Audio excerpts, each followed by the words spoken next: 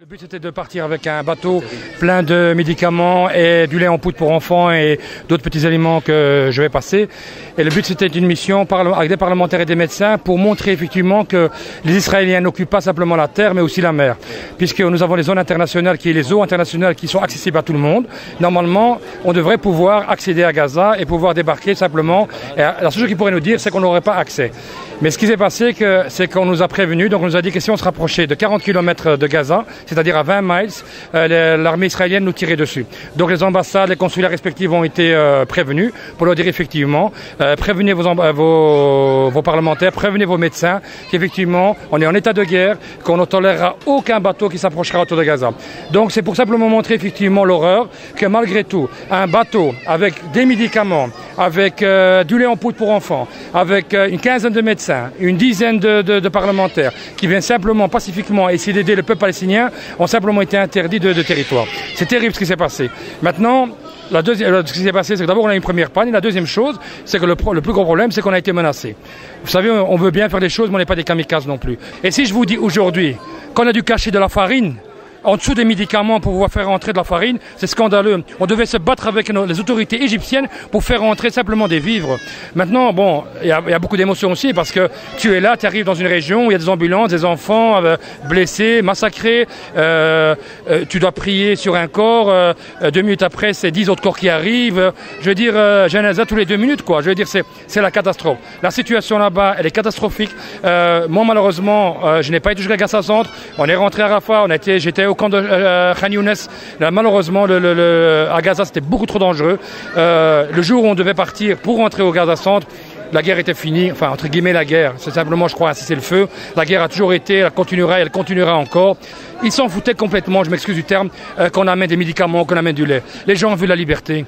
Moi j'avais une gamine de 9 ans, elle m'a donné une leçon de vie. Une gamine de 9 ans qui m'a dit, monsieur, il m'a dit pourquoi vous nous apportez des aliments? Il m'a dit vous nous apportez à boire, à manger, c'est très bien. Il m'a dit à quoi ça sert? On va quand même mourir tantôt ou demain. À quoi ça sert? Moi j'avais une gamine de 4 ans, ses jambes sont coupées, elle arrive encore à me taper dans le ventre, et elle rigolait avec ça parce qu'elle me trouvait que j'avais un gros ventre, et elle disait, elle tapait comme ça et ça la faisait rire et tout, et quelqu'un va lui annoncer bientôt que ses parents sont décédés. Et où on va? Si ça c'est pas un génocide, comment on appelle ça? Si déjà le monde arabe ne bouge pas, celui qui a le minimum quelque chose avec lui, si c'est pas du sang parce qu'il est musulman, c'est parce qu'il est arabe. S'il n'est pas arabe, c'est parce qu'il est au moins son voisin. Qu'il soit chrétien, je veux autre chose, au moins son voisin. Même ça, il n'a pas bougé. Et tu veux que nous, en Europe, on va obliger les Européens à faire bouger les choses, on va changer les choses? Si nous-mêmes, on n'est pas un blocus, si on ne bouge pas les choses. L'argent, je te dis, je te répète, ils en ont qu'à faire. Eux, ce qu'ils veulent, c'est leur liberté. Cette gamine, je te dis, elle m'a donné une leçon pour me dire que ça sert que vous m'apportez à manger, à boire, ou tout ce que vous voulez, ou des médicaments, si ce n'est que pour nous tenir vivants, juste pour dire que demain, après-demain, on va mourir. Elle sait déjà qu'elle va mourir, donc ils sont prêts. Qu'est-ce qu'ils ont à perdre? Je veux dire, la situation, elle est grave. Maintenant, ce qu'il y a, c'est que dans le monde entier, Israël vient de voir, effectivement, qu'ils vont être haïs par des millions, si pas des milliards de gens, s'ils n'arrêtent pas tout de suite. Mais malgré tout, ils te disent d'abord leur peuple, d'abord défendre mes citoyens et puis le reste on verra. Et nous, nos citoyens, ils sont où? Simplement, les citoyens du monde, on est où? Qu'est-ce qu'on fait? Je crois que le peuple, il a quelque chose en main qui s'appelle une carte de vote. Et je vous assure, faites votre choix. Et c'est pas un appel pour moi ici. Oubliez-moi. Moi, mon électorat, je le trouverai bien. Tu vois, mais au moins, pour ceux qui votent francophone et tout, essayez de voir un petit peu des gens qui ont un minimum de Hamas au fond d'eux. Un minimum. Il fallait que je voulais être témoin de ce que j'ai vécu là-bas. Je voulais vraiment amener la réalité, la vérité. C'est ce que je voulais faire. Je pense que c'est aussi un soutien pour ce peuple. Il faut que les gens sachent ce qui se passe là-bas. Honnêtement, moi, je suis aussi encore abasourdi. Moi, surtout ce que j'ai vu hier, ce que j'ai vu avant-hier. Moi, malheureusement, donc tous deux, on a vu des tirs de feu. On voyait le ciel en artifice. C'était pas un artifice, c'était des bombes, plusieurs tonnes qui descendaient. J'ai interviewé des gens et je vous assure que j'étais très très mal. Moi, j'étais alarmant derrière ma caméra. Des gens qui me disent, qu'on amenait à l'instant avec des blessés en accompagnateur et qui me racontent leur vie, ce qui se passe là-bas. Il a perdu 3, 4, 5 membres de sa famille. C'était terrible. Vous vous rendez compte que les gens de là-bas, c'est terrible. Et ils n'ont plus de bâtiments, ils ne savent pas se couvrir, il n'y a pas de tente. Et s'il y a une tente, elle est à moitié couverte et ils ont froid. Les enfants meurent tous les jours. Il faut savoir une chose, c'est qu'aujourd'hui, la guerre est entre guillemets, elle est suspendue. on va dire comme ça, mais je dirais les atrocités et les génocides continuent. Parce qu'il y a eu plus de 6000 blessés, il y a eu plus de 1200 morts, mais tous les jours, encore hier et encore aujourd'hui, on déterre des gens pour aller les enterrer. On découvre justement des victimes, on les découvre jour par jour. Donc je dirais que l'atrocité et les génocides n'a pas terminé. Et moi, ce que je pourrais dire, le geste à la mission de tous ces parlementaires, il n'y avait pas que Fouad, il y avait des parlementaires, ça c'est important à dire, il y avait 6 parlementaires à bord. On était 34, il y avait une dizaine de journalistes, la BBC, la CNN, Al Jazeera, le Sky News et d'autres, donc le journal national grec, une dizaine. Et puis vous aviez une dizaine de médecins, toutes nationalités confondues. Et le bateau, on était plus ou moins 34 personnes, et 2 tiers du bateau, c'était des non-musulmans. Et ça, c'est important à le savoir, des non-musulmans. Donc je pense qu'on était 4 ou 5 musulmans, et les 30 autres ou les 29 autres étaient tous des non-musulmans. Donc c'était pour une action humanitaire, pour tout simplement l'humanité, pour la liberté des hommes. Ce n'est pas uniquement la cause d'un parti politique, ce n'est pas la cause d'une ethnie particulière, ce n'est pas la cause uniquement des Arabes et des musulmans. Moi-même, je suis d'origine arabe et musulmane, mais je dis que ça doit être la cause du monde entier, du monde libre, de ceux qui pensent qu'aujourd'hui on ne peut pas piétiner, continuer à piétiner les droits d'un peuple écrasé, torturé, emprisonné. C'est pratiquement la dernière colonisation qui subsiste maintenant depuis 60 ans. Ça ne peut plus durer. Je pense que le monde petit à petit commence à ouvrir les yeux. Et ça c'est très important, je le constate chez des gens qui jusqu'à présent ne s'étaient jamais occupés de la question palestinienne et qui aujourd'hui se sont interpellés, pas nécessairement par les médias, parce que les médias, comme d'habitude, il y a toujours une censure ou une autocensure sous la pression à la fois d'Israël, du lobby, des Américains, etc. Mais peut-être via Internet. Internet, cette fois-ci, a permis vraiment à beaucoup de gens, beaucoup de jeunes, beaucoup de gens de différentes origines de s'informer. Les gens ont parfois peur aussi de se retrouver dans des manifestations, de s'informer un peu plus parce que il y a toujours cette violence apparente que parfois je peux comprendre mais que je ne peux pas excuser. Ici, nous sommes en démocratie.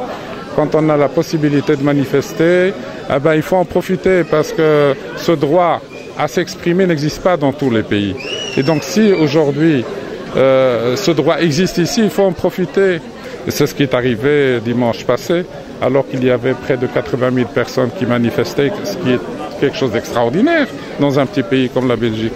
Mais en même temps, la première page qu'on a vue dans certains journaux le lendemain, c'était des voitures qui étaient renversées avec Gaza écrit dessus.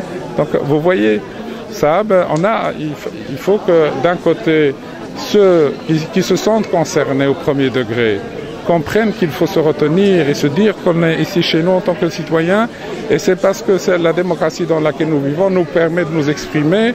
Il faut s'exprimer mais dans les limites du droit. Il faut respecter l'état de droit.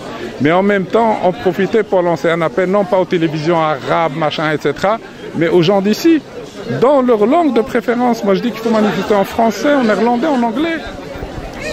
Je suis Bert Belder, je suis coordinateur de l'ONG Médecine pour le Tiers-Monde, une ONG belge qui a envoyé le docteur Najib Ramzi à Gaza pour aider la population en détresse dans la crise humanitaire causée par les crimes israéliens, par l'invasion israélienne. Je vous remercie tous et je remercie tous les gens qui m'ont soutenu. Ça s'est très bien passé, nous avons été bien accueillis par nos frères palestiniens.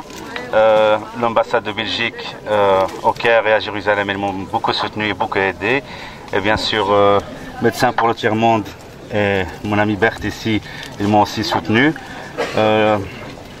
Les amis palestiniens, une fois que je suis arrivé, ils étaient très contents de nous voir parce qu'on était, moi j'étais le 3e chirurgien qui est arrivé, étranger si on peut dire, belge. Et donc il y avait beaucoup de travail, il y avait beaucoup de bombardements, beaucoup de blessés. Il y avait des jours où on n'arrêtait pas, on a dû opérer des gens dans le couloir. Des fois on a opéré 2 à 3 patients par salle d'op. Non, c'était très difficile. Il y avait beaucoup de morts aussi. Vous travaillez combien d'heures par jour? On avait 2 équipes pour la neurochirurgie, mais il y avait aussi pour les autres chirurgies, les autres spécialités, ils travaillaient 12 heures. Mais le problème, c'est que même si tu ne travailles pas, il n'y a rien d'autre à faire, donc tu es obligé de revenir à l'hôpital. Il y a souvent tellement de travail qu'on est toujours à l'hôpital 24 sur 24. Moi, je vous ai eu en ligne et vous m'avez confirmé que vous dormez que 2 heures par jour. Oui, le premier jour c'était comme ça. 22 heures. Et après on s'est organisé un petit peu mieux. Mais moi comme je ne suis pas de la région, donc je préfère être à l'hôpital plutôt que dans ma chambre. Donc la plupart du temps je suis en train de travailler.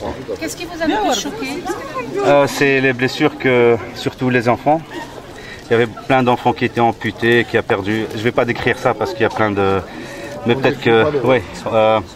Mais il y avait beaucoup de blessés, beaucoup d'enfants qui étaient blessés, qui sont décédés. Il y avait le type d'armes qu'ils ont utilisé tellement sophistiqué que ça laisse des dégâts très importants. Vous, en tant que médecin, vous avez craint pour votre vie? À un moment donné, oui. Surtout parce que la Croix-Rouge internationale avait quitté l'hôpital d'urgence et que l'hôpital Al-Quds a été bombardé. Et donc là, on avait des suspicions. On se doutait qu'il se passait quelque chose. Et justement, cette nuit-là, notre hôpital a été... En fait, il y a 2 missiles qui ont atterri pas loin. Et c'est avéré plus tard que Shifa était l'une des cibles, mais heureusement, on est passé à côté. Vous êtes revenu en gardant espoir ou il y a encore d'autres choses? Il y a encore beaucoup de travail à faire.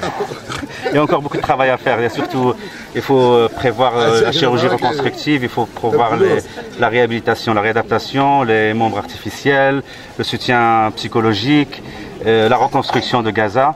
Donc, il y a beaucoup de travail à faire. Et votre position émotionnelle? Franchement, j'ai pas encore eu le temps de comment on dit en anglais, deal with it, Oui, je pense que ça va venir dans les jours qui viennent. Je suis très contente que mon mari est revenu et je suis très triste pour la Palestine. Vous avez des craintes qu'il retourne là-bas? Inch'Allah, j'aurai pas de crainte, il n'y a pas de crainte. Tant que Allah est avec nous, il n'y a pas de crainte. Je suis là en soutien au peuple palestinien parce que je trouve que c'est vraiment une agression féroce et qu'il faudrait arrêter tout de suite et que chaque petite action, ça vaut la peine d'applaudir tout le monde. Je suis super triste et tout. Alors, à chaque fois qu'il y a un médecin là-bas, un petit geste, il faut encourager ça et que ça continue. Les Palestiniens qui me regarderaient, je leur dirais qu'il ne faut pas perdre espoir, un jour ils vaincront.